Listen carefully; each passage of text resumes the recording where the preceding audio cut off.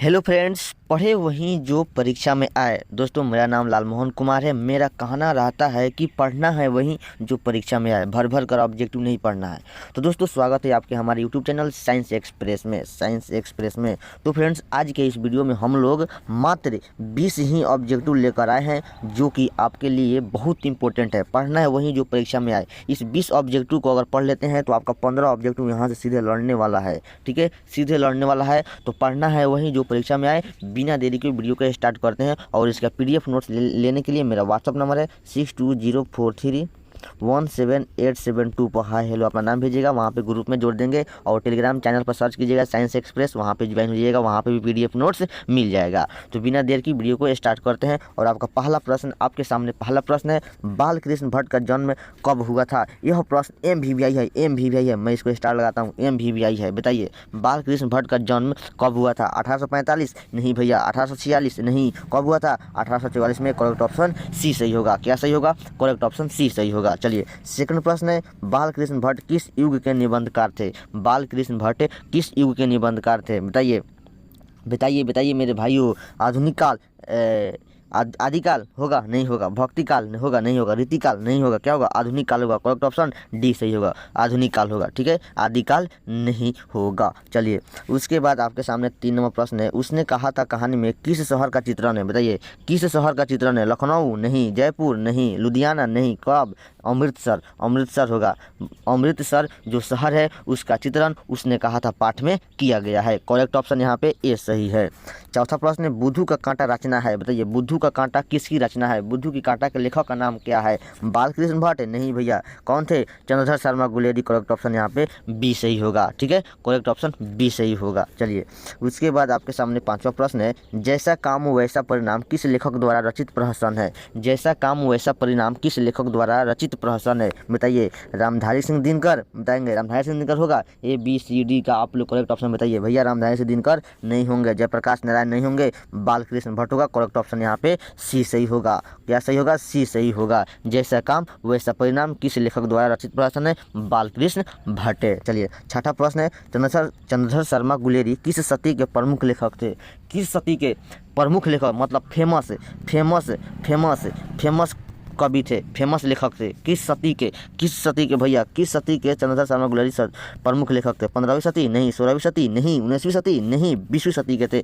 Correct option यहाँ पे D सही होगा। 20वीं सदी के प्रमुख लेखक थे Chandradhar Sharma Guleri. Correct option D सही होगा। 7वां प्रश्न है, गुलेरी जी ने कुल कितनी कहानियाँ लिखी है? फ्रेंड्स, ये भी प्रश्न आपके लिए मोस्ट इंपॉर्टेंट है। मैं आपको बताता हूँ, 20 जो लेकर आए हैं आपके लिए बहुत इंपॉर्टेंट है। फ्रेंड्स, इनको देखिए, 20 में से 15 ऑब्जेक्टिव आपको सीधे एग्जाम में आ रहा है। मेरा कहना रहता है, पढ़े वहीं जो परीक्षा में आए। भर भर के वीडियो नहीं देखना है, भर भर के नहीं पढ़ना है। ठीक है, पढ़े वहीं जो परीक्षा में आए। बताइए, गुलेरी जी ने कुल कितनी कहानियां लिखी थी? भैया, 3 लिखी थी। करेक्ट ऑप्शन सी सही होगा। ठीक है, चलिए, उसके बाद आपके सामने 8वां प्रश्न है, जयप्रकाश नारायण का जन्म स्थान है? बताइए, जयप्रकाश नारायण का जन्म स्थान है? गुलेर? नहीं होगा। सीताब दियारा। करेक्ट ऑप्शन बी सही होगा। ये भी प्रश्न आपके लिए मोस्ट इंपॉर्टेंट है। मैं यहाँ पे स्टार लगाता हूँ। मेरे दोस्तों, मतलब जो चुन कर लाए हैं, मतलब चुन कर। ठीक है, चलिए, 9वां प्रश्न है, दिनकर को किस कृति पर भारतीय ज्ञानपीठ पुरस्कार प्राप्त हुआ? दिनकर को किस कृति पर भारतीय ज्ञानपीठ पुरस्कार हुआ? बताइए, दिनकर जी को बताइए। नौ का भैया, कुरुक्षेत्र होगा? नहीं होगा। हुंकार? नहीं होगा। अर्धनारीश्वर? नहीं होगा। उर्वशी होगा। करेक्ट ऑप्शन सी सही होगा। उर्वशी पर दिनकर जी को भारतीय ज्ञानपीठ पुरस्कार मिला था। दिनकर जी को उर्वशी पर। यह 10th का प्रश्न है, 10th का याद रखिएगा। 10th का प्रश्न देखिए 12th में। ये भी प्रश्न आपके लिए मोस्ट इंपॉर्टेंट है। कई बार एग्जाम में पूछा जा चुका है दोस्तों। ठीक है, चलिए, उसके बाद आपके सामने यहाँ पे 10वां प्रश्न है, शिक्षा पाठ के लेखक है? शिक्षा पाठ के लेखक का नाम क्या है? बताइए, शिक्षा पाठ के लेखक का नाम भैया J कृष्णमूर्ति होगा। करेक्ट ऑप्शन यहाँ पे आपका ए सही हो जाएगा। क्या सही होगा? करेक्ट ऑप्शन ए सही हो जाएगा। J कृष्णमूर्ति। आपको मैं बताता हूँ, एक प्रश्न पूछता हूँ आपको कि J कृष्णमूर्ति का पूरा नाम क्या था? आप इसको आंसर कमेंट में बताइएगा। कहाँ बताइएगा? कमेंट में बताइएगा। J कृष्णमूर्ति का पूरा नाम क्या था? ठीक है, J कृष्णमूर्ति का पूरा नाम क्या था? आप लोग कमेंट में बताइएगा। शिक्षा पाठ का लेखक क्या है? J Krishnamurti. Correct option A सही होगा।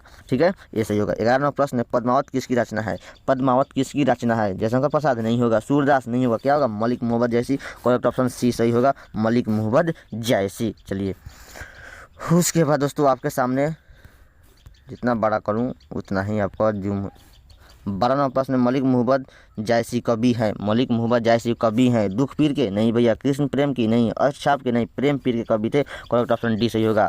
मलिक मोहब्बत जायसी जी प्रेम पीर के कवि थे। करेक्ट ऑप्शन डी सही होगा।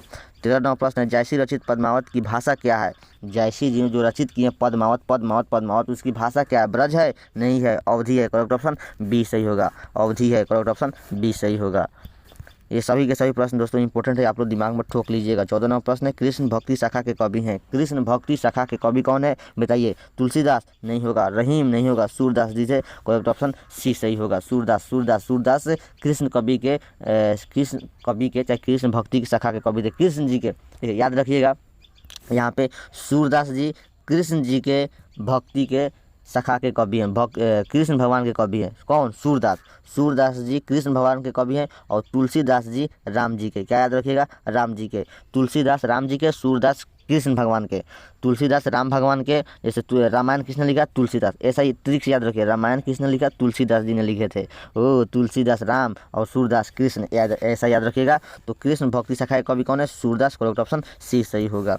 15 नंबर प्रश्न है, तुलसीदास का मूल नाम क्या था? ये प्रश्न आपके लिए मोस्ट इंपॉर्टेंट है, बहुत मोस्ट इंपॉर्टेंट है। तुलसीदास का मूल नाम क्या था भैया? राम बोला। तुलसीदास याद रखिएगा। रामायण किसने लिखा? तुलसीदास ने। रामायण राम बोला। करेक्ट ऑप्शन ए सही होगा। तुलसीदास रामायण लिखे थे तो तुलसीदास का मूल नाम क्या था? राम बोला। करेक्ट ऑप्शन ए सही हो जाएगा।